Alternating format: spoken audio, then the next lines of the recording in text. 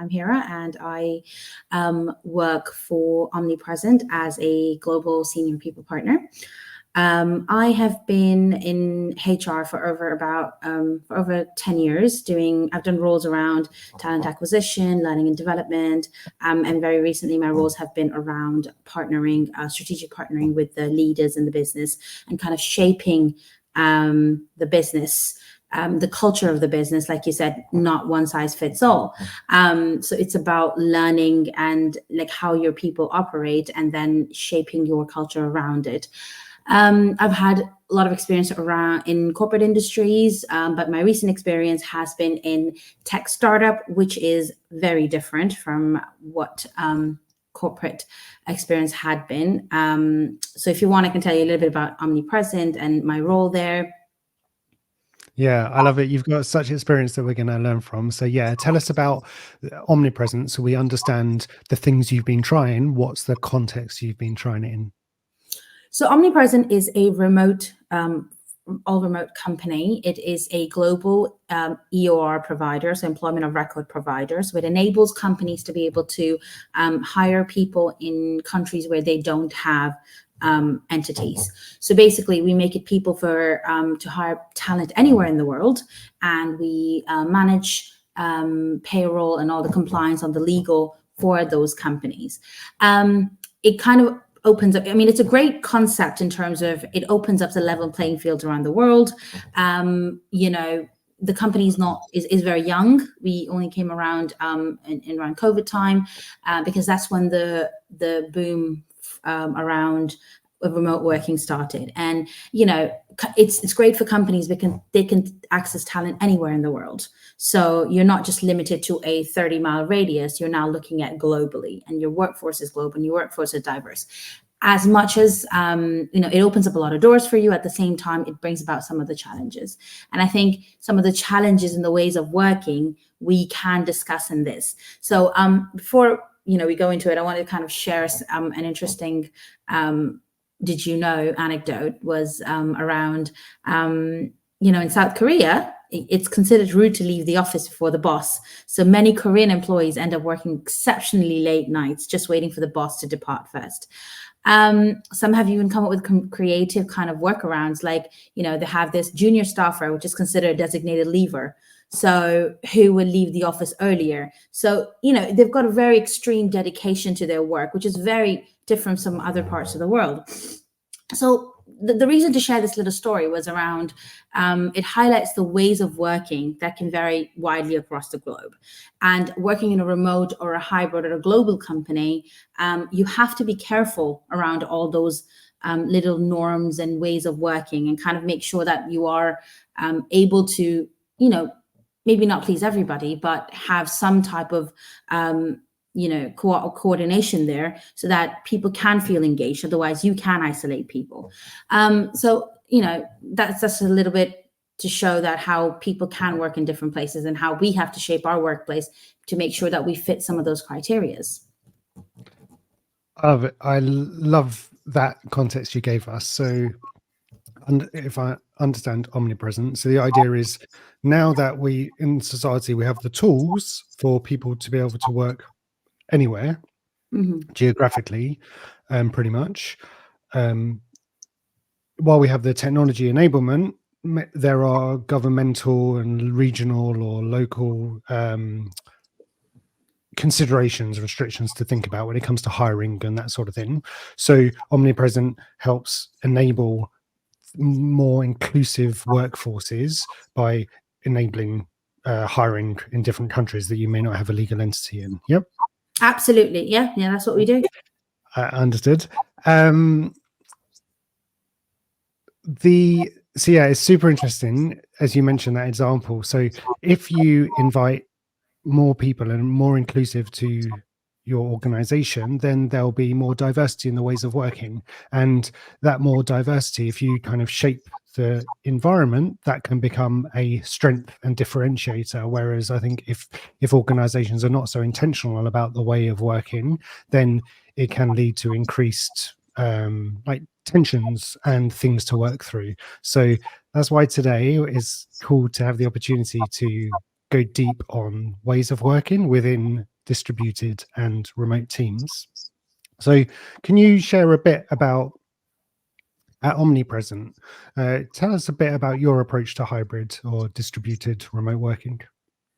So we have got we've got employees, our internal employees all around the world. So, people are based in all different types of time zone. So when we do work, we kind of, in terms of when we do write our policies or kind of, put new initiatives in, we are quite sensitive and quite careful about how it would be perceived in those countries. So, let's talk about ways of working. Like, we said in Korea, it's very normal to work long hours, whereas in other countries, there's a little bit better work-life balance. So we kind of go towards the best to say, okay, have the best work-life balance. And then when people do work more, we tend to appreciate, we tend to reward. I mean, I'm not going to say that more, spend more time, reward more, because that's not what we do. What we do is we enable people to do the best that they can. So at Omnipresent, if you think about it, we've got things around how we run, effective meetings. Some things that I've learned across, my career. I had, I've previously to COVID, I'd never worked remotely. I've always been in the office type of a person, and because all my roles were in the office. And then COVID came around, and a lot of people started to work remotely, and a lot of us have stayed remote, which is how Omnipresent came around. So in terms of, there was a lot of things that I needed to learn myself in order to make sure that I was working effectively. And one of the things that I was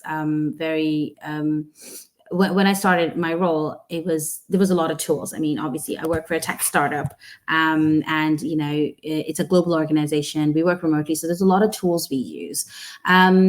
Some of them I absolutely love. Some of them are not my favorite because, just I'm not that good at them yet. So a lot of times, you use a lot of tools. One of the things used to be when I started working, it was very heavy Slack messaging. So I would wake up in the morning, I would get to my desk, and I had all these lists of things to do. And I realized that all I have is, meetings after the meetings, or I have Slack messages off one after the other.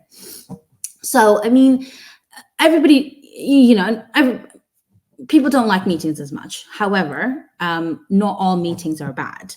Most of us do share a distaste for meetings, but especially the unproductive ones. But inherently, they're not bad. I mean, some of the ones that you can, some of these live conversations can be really, really beneficial for working together, for collaborating, for cooperation. But it's about for nonverbal cues. But it's about differentiating and what type of meetings are important and what type of meetings you can have async.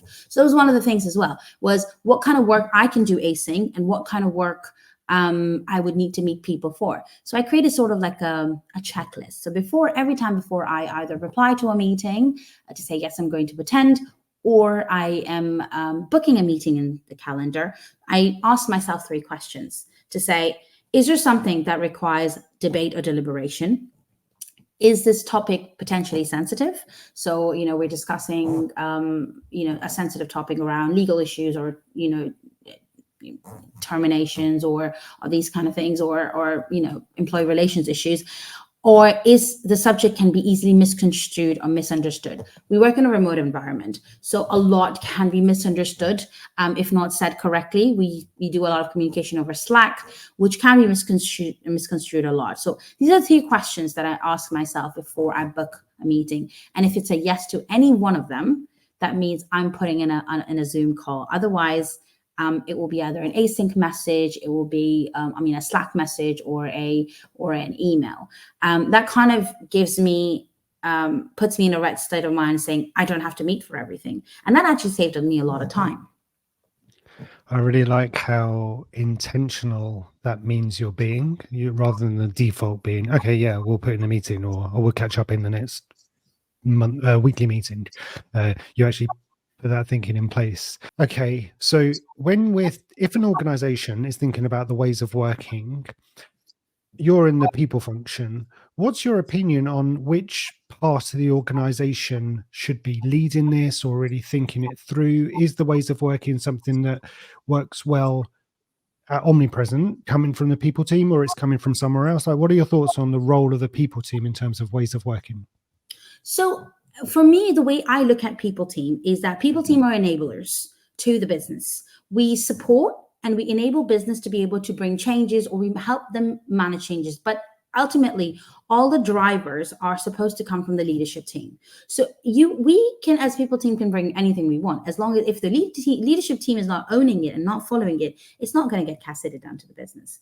So the way I look at it is we would help the business to we will help the business and set some of these goals, some of these ways of working, and then we'll support them through it. But ultimately, it has to be the people in the business or the leadership team that has to embrace those. So we can say that we want people to have good work-life balance, means log out at a decent time, means 6 o'clock in the evening, your local time. But if you have if you have a director or a manager who's consistently working till very late, or sending out Slack messages at 10 o'clock in the evening, or replying to Slack messages at 10 o'clock in the evening, you can't really have that type of a culture. It's not really going to embed. So it has to be that people team supports, enables the business, but at the same time, the leadership takes ownership of it. Sorry, a long-winded answer, but I think we got there.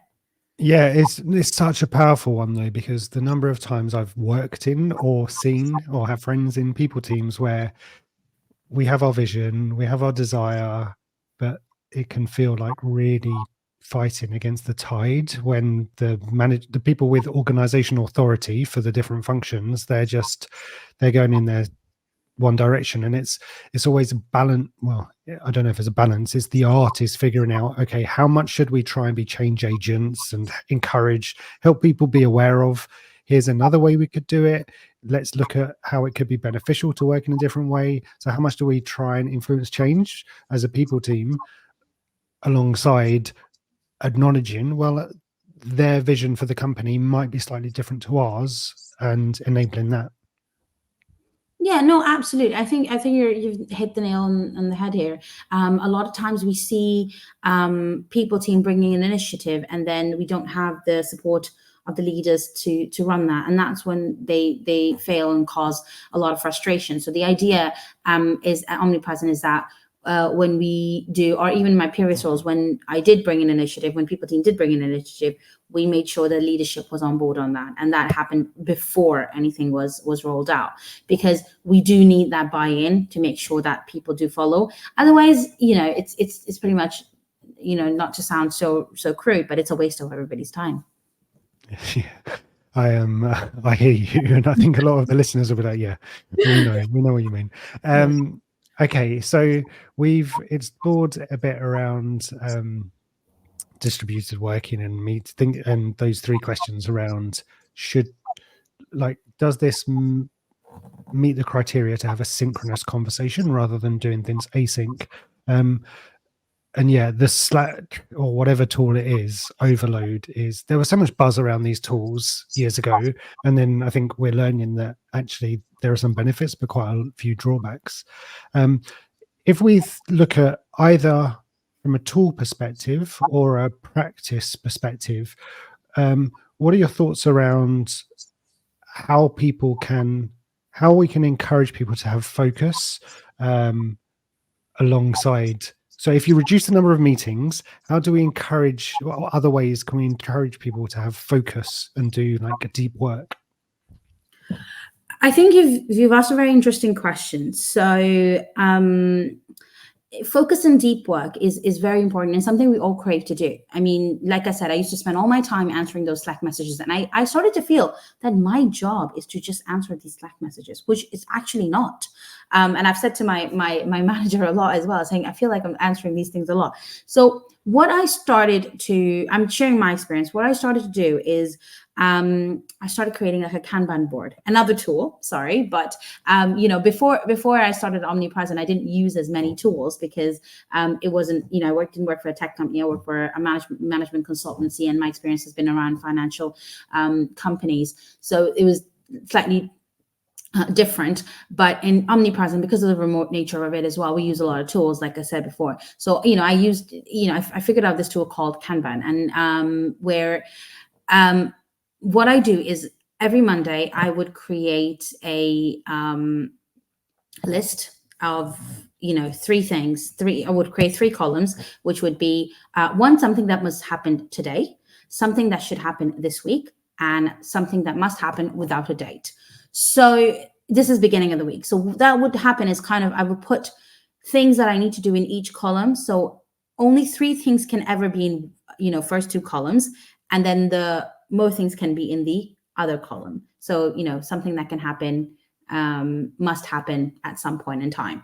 That kind of helped me create time for that focus work. That kind of triggered me to put some blocks in my calendar. So I would say if you work for a hybrid environment or a remote environment where you have lots of meetings and you people booking time in your calendar all the time, block time out, put some focus time in.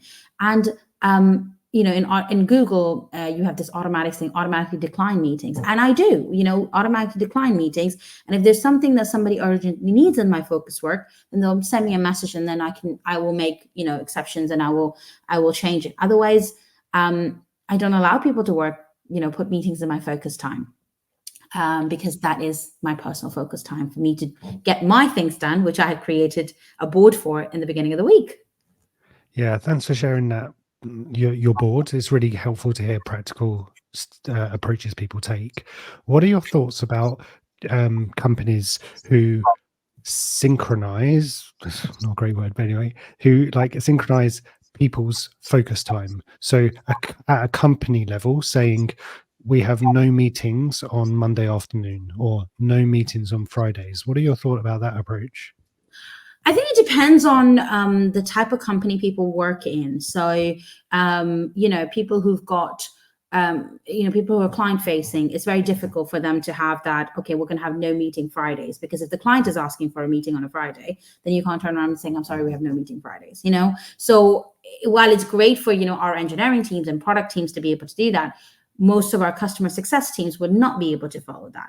That's why we kind of steer away from those kind of things to say, let's have a focus day of no meetings. It's really great. I mean, when I worked for a management consultancy, we did have things like those, but it was okay for us because we were a people team, and it was okay for the leadership, but it was difficult for the consultants because if the client wants a meeting, right? So you want to be careful when you're putting those dedicated times in, which are not, I wouldn't say I'm a big fan of, just because of these reasons. I think flexibility at a team level, for example, of when might be better to coordinate not having meetings, and when there are times that if there's a team that need to work on that time and a team who have a no meeting time at that time, they'll have a conversation to figure out what is best for the customer and company.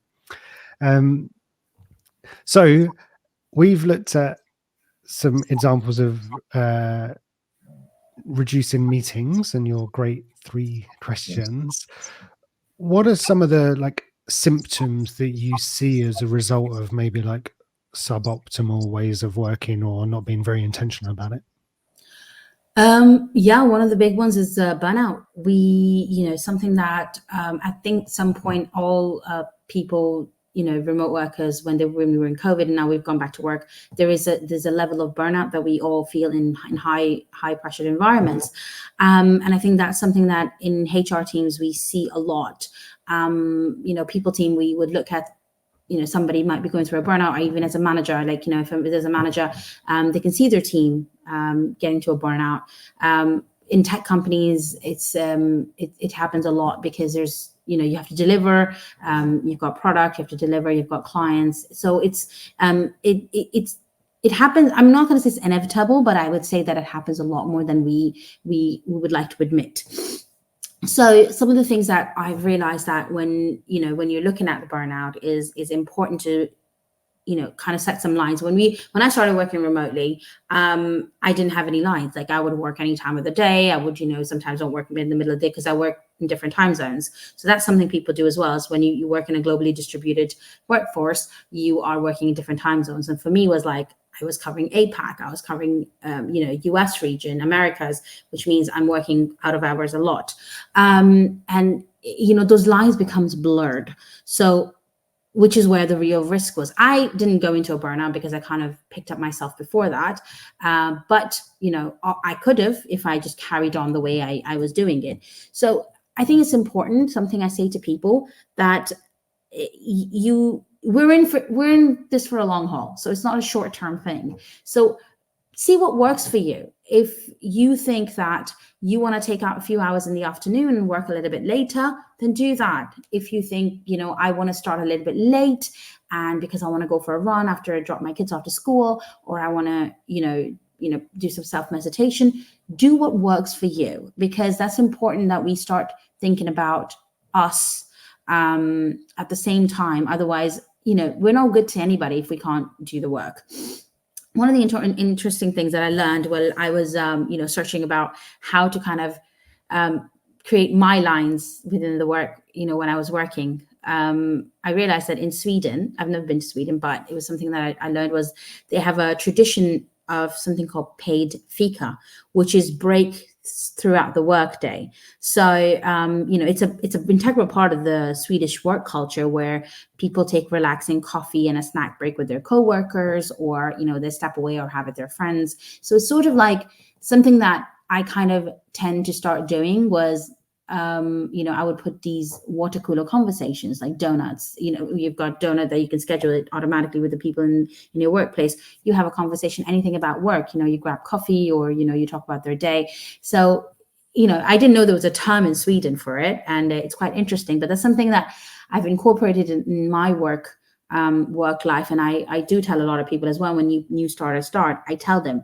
to take those breaks and just have a conversation. Or even if you don't want to talk to anybody, because we spend a lot of time talking to each other in the screen, just step out for a little bit, do a chore or something like that, or go meet a friend.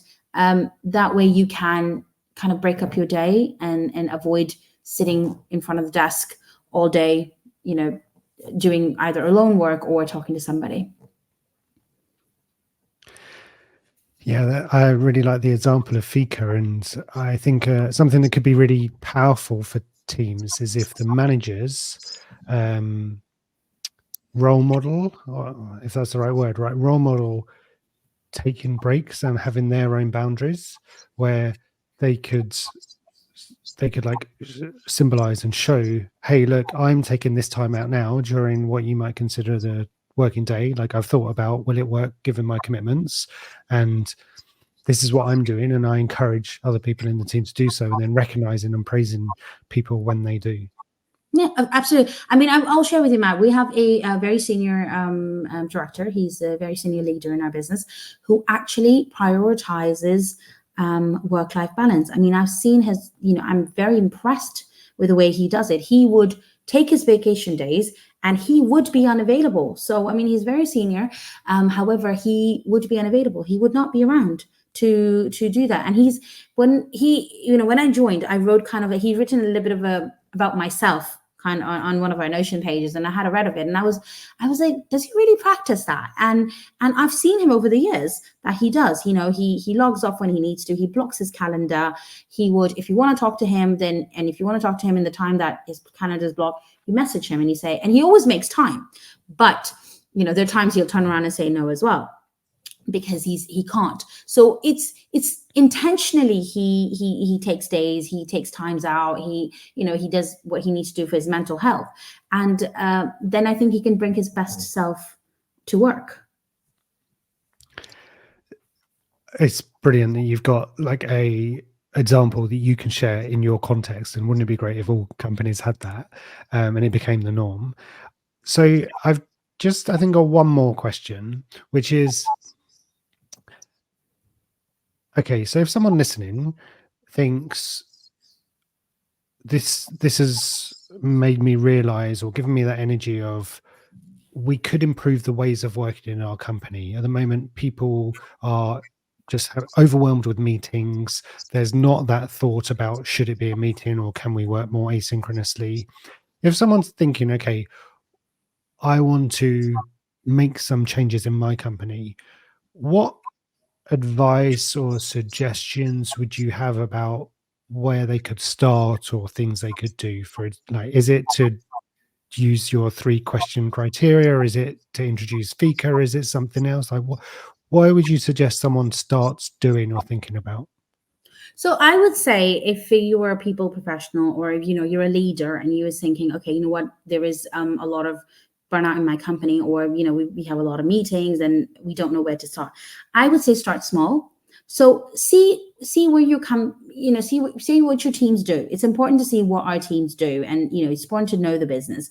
What I've said, it may not be possible in every single company, but it could be in a lot of companies. So if you feel that, okay, my company can use a little bit more structured way of having meetings, then start with the 3 questions, saying, maybe put up a ways of working page and say, before you book in a meeting in someone's calendar, ask yourself these 3 questions, and if the answer is yes to one of them, then book a meeting. Otherwise, how can we support you? How can we do work asynchronously that we can that can help us save that 20 minutes? Also, I think one of the important things about meetings, I forgot to share, was always put a meeting for 25 minutes instead of 30, 55 minutes instead of 1 hour. The reason I've seen that is that if you put in 1 hour, it always runs over 1 hour. If you put in 55 minutes, then it will be within an hour. Same thing with the 30 minutes. Kind of something that I kind of picked up. I don't know how that works, but something that I picked up over the years was like saying, if I book a 25-minute meeting, my meeting doesn't run over 30. But if I book a 30-minute, it usually does run over 35. So I don't know if there's something that happens to other people as well. You could start to put these little initiatives in place and see how business reacts to it. See how your leaders reacts to it. It is a change. It's not going to happen in one day, but maybe put out a little bit of memo to say, we're going to see how we're going to run our meetings, and then slowly move towards, Fika, or, different ways of working. I don't know if you've heard about a Pomodoro method of focus work, but that works really well as well. So these are small little ways that you can kind of introduce these. Yeah. So is Pomodoro where you like put constraints? So you work for a certain amount of time and then you take a break and then you work for another amount of time? Yes, that's correct. Yes. So there's really good advice or suggestion around, okay, start small and look at, there are many different things that you could do. Decide which ones you might do for your context to be more intentional about your meetings. Is there, I love that you thought of that one. Is there anything else that you thought of that you wanted to share around deep work or meetings or focus that we haven't yet covered? So one more thing I would say is that one of the other things I do was a lot of times people do these small tasks during the day that do not contribute to a big thing, but it's just the small things you keep doing all day. So I say, I use Monday board because I love checklists, but if people have Trello or other tools that they can use, if you think something's going to take more than 10 minutes to do, put it on a Monday board, put it on a Trello board, so that way once you've done it, it's like, okay, well, I've done this and now move on to the next. It's kind of small amounts of your time is actually accounted for, and you can see what you've done, because a lot of times I was realizing that I was doing all this work, but I wasn't doing nothing because I wasn't able to complete anything. This way, I can see, okay, well, I didn't get to my 3 things that I put down this week, but I got to all these other things. So it's sort of like just another tip for people to use to kind of organize their time, organize their day. That's another great tip. Thank you. So if someone listening thinks, okay, yeah, this is an area I'm interested in, I want to learn more about, is there somewhere they can go to learn more about your thinking and work? Sure. I mean, I'm on LinkedIn. So if anybody, wants to learn a bit more about it, and wants, to learn how other ways I kind of tell people to shape their day or do my own, in a remote environment, they can message me, I can help out. I can even help out, kind of look at what kind of ways of working could be fit for certain companies. I can help out with that, because working in hybrid, completely office environment and then a remote environment, you kind of learn how to navigate through those challenges times. And like I said, there is no perfect answer for anybody, or there's not a perfect way to do this. It's about what works for your company, what is going to be acceptable, what kind of supports your values. Like, we have values around, making sure people are well looked after. People, we give people work-life balance. How much you want to focus on that. Is it part of your values, or is it, we've got great ways of working. Some companies do. And that's great. I mean, I read about a lot of companies, and they've got some really great the way they do ways of working. And I learned from them. So, I'm not going to lie, the Pomodoro method, I learned it from somewhere else because I was reading about it. So it's about, if anybody needs to learn about it, if anybody wants to, get more insight, I'm happy to do that. It's brilliant that you're so open to sharing so much. And I love, like, in the spirit of Culturevist, you brought it back to values, because they're there to guide the way we work. So I love that you made that link back.